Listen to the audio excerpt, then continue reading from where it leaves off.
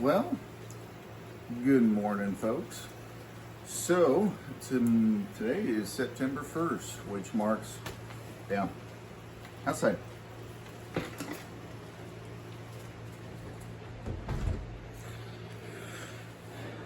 That dog is going to be bothering me. She's excited, and I am as well.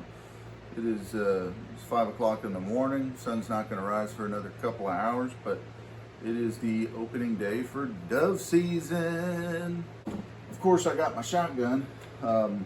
This is not a fancy shotgun. This is a very cheap, inexpensive shotgun. This is a HatField SAS 12 gauge. It's a semi-automatic. Most people use pumps, and then some people can afford Benellis and some of the fancy stuff, but I can't. So I bought this a couple years ago, and all things considered, I really do love this gun. I think, granted, I did have to send this back to the manufacturer the first week that I had it because the action had locked up on me and I couldn't get it unjammed. And you do run into some issues with these guns. But if you go through the bumps with them, you kind of learn what you need to do with them. And just about every time I shoot this thing, whether it's for the season or pretty heavy for a weekend, I'll have some issues with it, like under the sleeve lip where it actually feeds, your feeding lip, just up under here. A lot of the times it'll actually eat your cartridges, so your shotgun shells, your little primer firing mechanism will actually pop out of the back of your cartridge rim here, and this little guy will get stuck up underneath. Now that's with federal ammunition. Now with like Winchester Universal, just generic 12 gauge 7.5 shot, 8 shot, 2 3/4 shotgun shells, this gun will literally, it will eat those shells. I've had it rip the plastic casing off of the backing plate here on these shells, and it'll do this, and they'll get stuck in there in the field. Granted, it happens like maybe 1 out of 20 shots, and I think all of these are a little different, but this has just been my experience with mine. These guns tend to eat shells, especially cheap ammunition. The ammunition that seems to work the best is Remington Sure Shot and Federal ammunition, Federal 12 gauge ammunition. Now, with these guns, they're very simple to take apart. This one actually doesn't look too dirty, but we'll see what it looks like on the inside. So you can see all of our parts broken down. And I am no expert on mechanics, so this thing, it's pretty simple when you break it down piece by piece. And like I said, I'll go ahead and clean this guy up real quick. I'm going to just spray it down with some WD-40, and then I got some high quality oil that we can go ahead and use to lubricate and get everything lubricated so that it'll be smooth and there won't be any grime or yuck or gunpowder residue getting it all caked up like icing. But yeah, let me go ahead and get after that, and we will chime back in. Anybody that's a hater of WD-40 can kiss my left cheek. I grew up using this stuff to wipe down all my rifles, especially stuff that gets caked up, your gunpowder residue.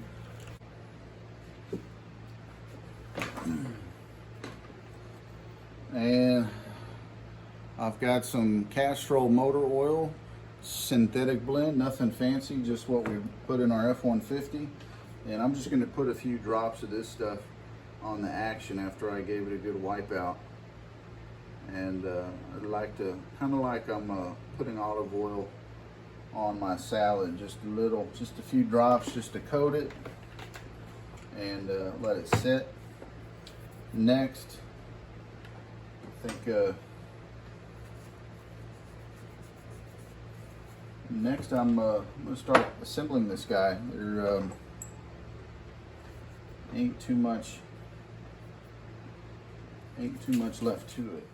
And we'll go ahead and slide this guy carefully over.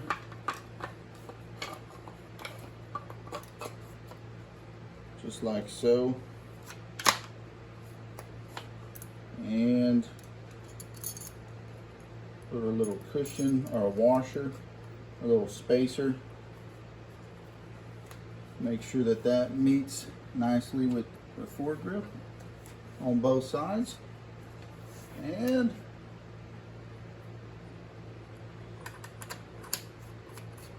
just screw this bad boy on. Whew. Breaking a little sweat in here. It's getting a little warm. Now, like I said, you can hear these clicks. It's all the way tight. I back it off 2 or 3 clicks, tighten it all the way, hardly any play. 2 or 3 clicks, you can feel a little bit of play. It ain't much.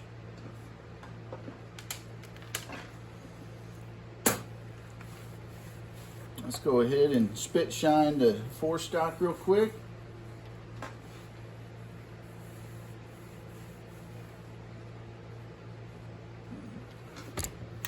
Probably a good idea to get our choke wrench and tighten up our choke, make sure our choke's not going anywhere.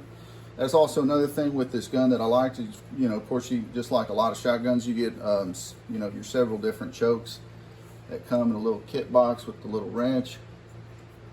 And I'm always shooting the modified, of course, which is probably the most common. But